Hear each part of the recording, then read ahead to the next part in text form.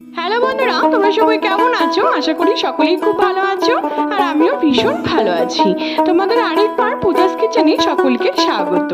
আজকে আরেকটি নতুন রেসিপি নিয়ে চলে এসেছি বন্ধুরা, বলতে পারো একটি ইউনিক রেসিপি, ইলিশ মাছের বিরিয়ানি। খুবই সহজ পদ্ধতিতে, খুবই অল্প সময়ে, শর্ট টাইমে তোমাদের সাথে রেসিপিটি আজকে আমি শেয়ার করব। যদি ভালো লেগে থাকে বন্ধুরা আমার এই রেসিপিটি, তাহলে অনেক অনেক অনেক বেশি শেয়ার করা তোমাদের সকলকে অনুরোধ রইল আমার এই রেসিপিটি।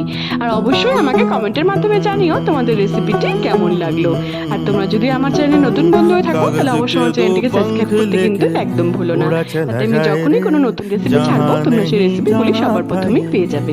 তাহলে চলো দেখে নাও রেসিপির সমস্ত উপকরণগুলি আমি আমার ডিসক্রিপশন বক্সে দিয়ে দিব, আর আমি স্ক্রিনে মেনশন করে দিচ্ছি যে আমি কি কি দিয়ে এটি বানাচ্ছি।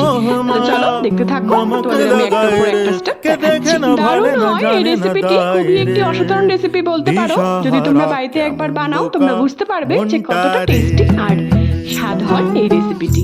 দেখো আমাদের ইলিশ বিরিয়ানি কিন্তু মোটামুটি তৈরি হয়ে গেছে। আমি এবার এটিকে সবকিছু দিয়ে দমে বসিয়ে দিব 20 থেকে 25 মিনিটের জন্য।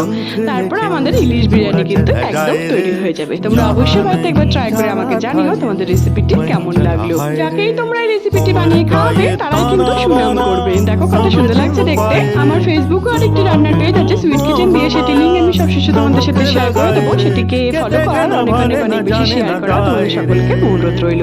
সবাই ভালো থেকো বন্ধুরা, সুস্থ থেকো। আবার নেক্সট ভিডিওতে দেখা হচ্ছে নতুন একটি রেসিপি নিয়ে। টাটা।